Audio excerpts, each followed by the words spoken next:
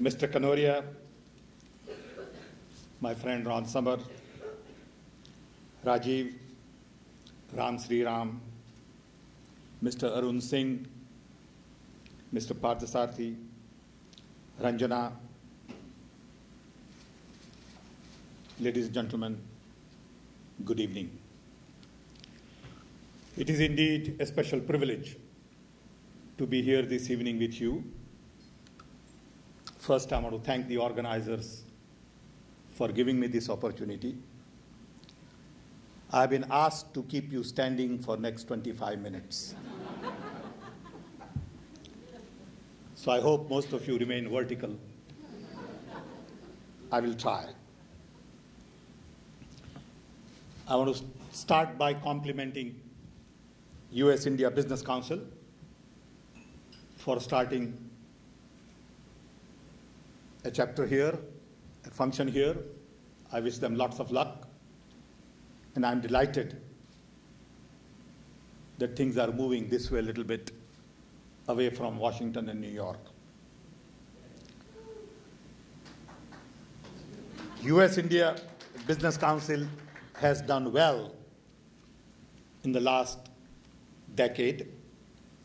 Our trade has increased between two countries to 100 billion a year, and we hope to take it to 200 billion a year in the next 5 years. I know there is a new leadership now. I've known Ajay Banga for a while. I wish him lots of luck, and I hope his leadership would be important to moving this organization forward. When I came here just about an hour ago, I had 2-3 brief meetings with small groups of business people, and I sensed a concern related to Indian policies, S&P rating, growth rate going down, trade deficit, lots of subsidies in India, value of rupee. These are all valid concerns. But I want to assure you that many of us are very concerned about some of these issues. We are trying to do our best to get handle on it. But in a country of 1.2 billion with coalition government, it is not very easy. When in doubt, go ask Mr. Obama, and he'll tell you how complicated it is to run a government, especially when you don't have the quite healthy majority. Petroleum prices and gold prices many ways dictate what happens in India. It is unfortunate, but these two commodities really can change our economic agenda. We have some compulsions, but I can assure you that the growth in India will continue. If I was to bet today, I would say India will continue to grow at the rate of 8 to 10% for next 20 years. We may have a little glitch here and little glitch there, but many of us are very bullish on India. Today in the 12th plan, we propose to spend about $1 trillion on building infrastructure, of which 500 billion is going to come from public-private partnership. So from US, we look for technology, investments, management, talent, and the fruits of the great research institutions that we have in this country. Our relationship goes long way, and I hope in the next decade we can work even closer together to help us achieve our agenda and help US achieve US ambitions. But when I talk to my friends from business, I realize that at times we have disconnect. Because we are trying to build a nation while they are trying to build a company. It's very different. Our objectives are very different than their objectives. So when they talk about IRR, return on investments, and all kinds of other parameters, sometimes these things don't really make sense to us. So I want to give you a little flavor as to what we are doing in our effort to build a nation. To do that, I think we need to go understand a little bit of history. I want to remind you that India was the largest economy in the world until 1765. 26% of the global economy was India. We had the best of the best universities in the world, Nalanda, Takshashila, 2,700 years ago. We had a great deal of science and technology, know-how, and the world looked to India through Silk Road. People from Greece and China and Middle East all came to India looking for prosperity and opportunities. A lot of that changed when invaders started coming in. I give you one example. When invaders came to Nalanda, they burned all of the Indian books and documents. It took 3 full days and nights of burning to burn all the original literature. And we lost a great deal of heritage then. Then came British. Colonization took 200 years. And at the time of independence in 1947, India had almost nothing to talk about in manufacturing. We had very little expertise. We did not even make razor blade for shaving. All the material went abroad. Finished goods came to India. Manchester was created out of Indian textile industries. So our founding fathers had to start from scratch. They focused on R&D, set up a lot of research and development institutions like CSIR, higher education like IITs. And then we started real programs on atomic energy, space, agricultural research, milk production. But it took long time. It took a couple of generations.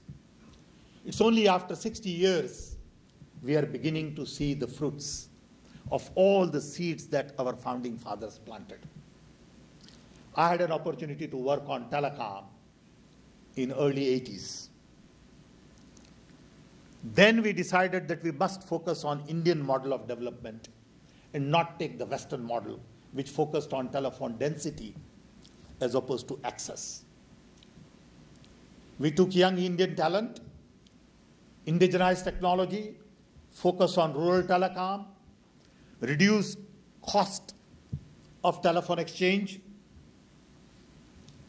Then we had 2 million telephones. It used to take 15 years to get telephone connection. In a short span of 20 years, we are a nation of a connected billion. We have 800 million phones today. We produce $70 billion worth of software export. And that number is going to go to 250 billion by 2020. I remember Jack Welch coming to India. He wanted to sell engines, and I wanted to sell him software. We had a breakfast together, and I said to Jack, I want to sell software. And he said, I'm not buying software. I want to sell engine. I said, I'm not buying engine. So we better have a breakfast. Finally, he agreed, and he said, give me a presentation. And I said, Jack, we have thousands and thousands of young, talented software people, and we can produce software for you for very little. And at the end, he said, what do you want? I said, I want $10 million order. And he was generous enough, he said, done. That $10 million order kick-started a lot of our confidence.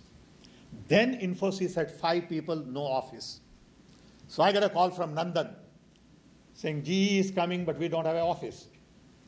So I said to Nandan, Nandan, meet them at a hotel and tell them you have a meeting in this hotel and you don't have time to go to your office. And it worked. This wasn't too long ago. Then we had technology missions related to water, immunization, edible oil, telecom, dairy development, immunization. We had largest number of polio patients in the country then, and we did not produce polio vaccine. Today we are the world's largest vaccine producer, and India has essentially eliminated polio in the country.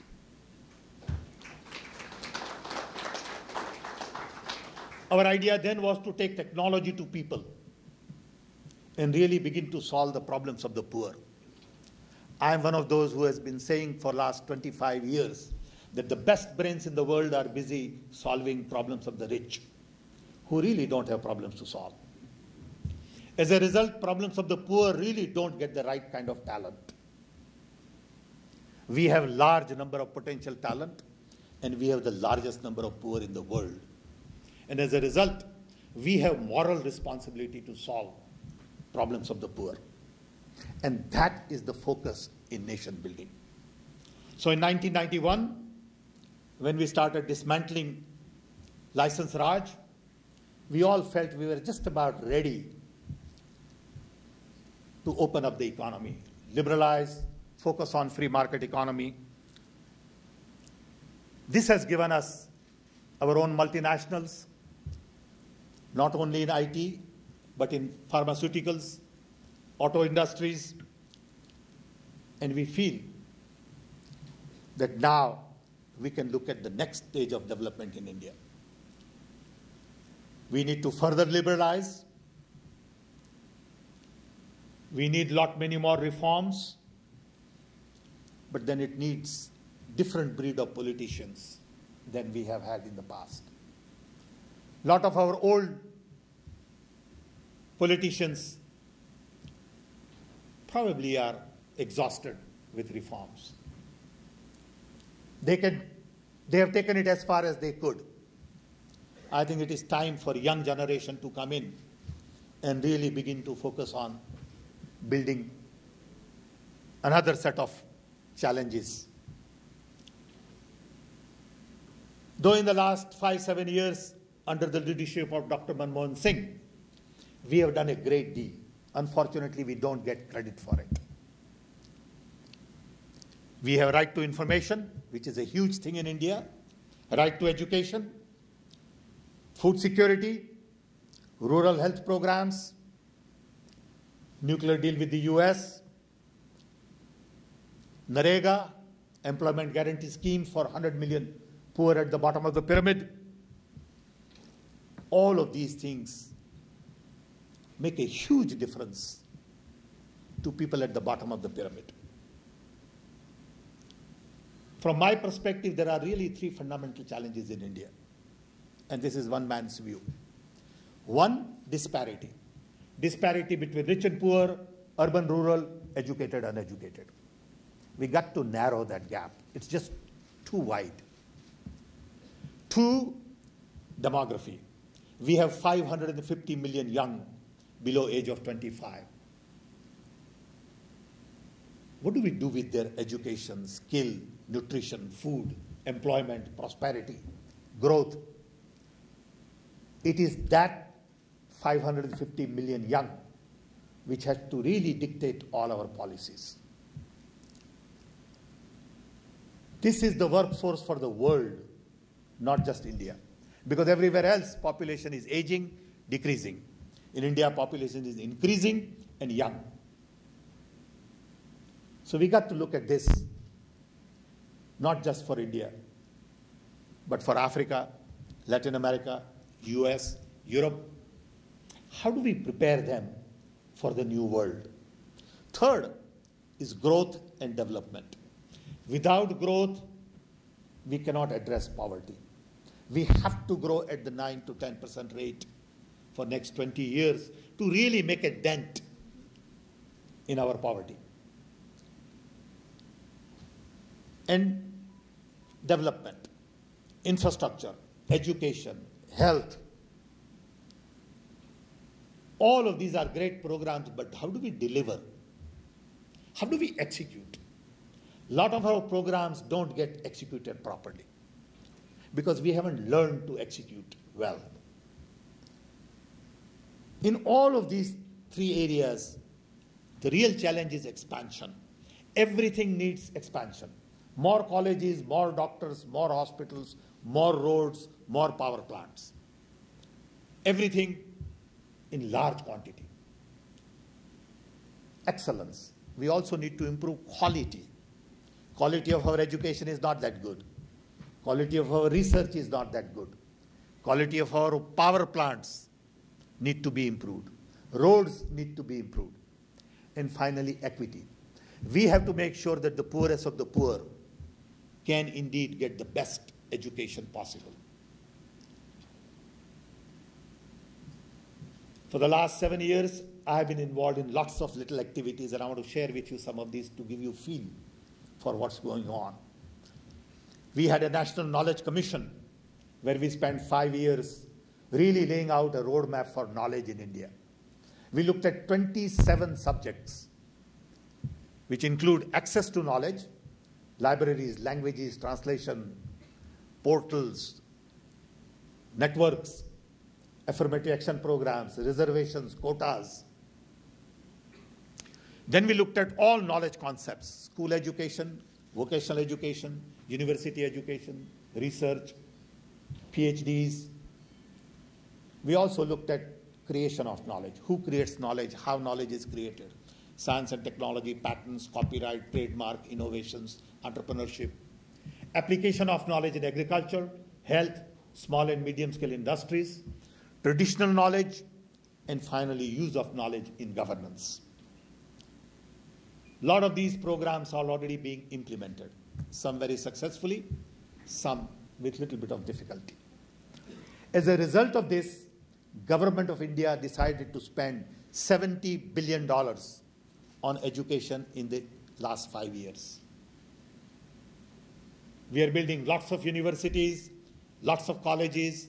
We've just finished building National Knowledge Network at the cost of $3 billion to connect 1,500 nodes with 40 gigabit bandwidth to connect all our universities, all our R&D labs, major parts of our libraries. That network is already operational. We just had a meeting in Washington, D.C. last week where we connected all of the US R&D experts to see how we can benefit by connecting US network to India network. Dr. Chidambaram, who is one of my colleagues, came here, spent 2 days, and we focus on these kinds of collaborations with US. We are building a network to connect 250,000 local governments to optical fiber at the cost of $6 billion. That will be operational in next 24 months. We are creating platforms for ID, which Nandan Nilekani is leading. For National GIS, which Dr. Chidambaram is leading, Dr. Kasturi Rangan is leading. Then payment, cybersecurity, applications, procurement.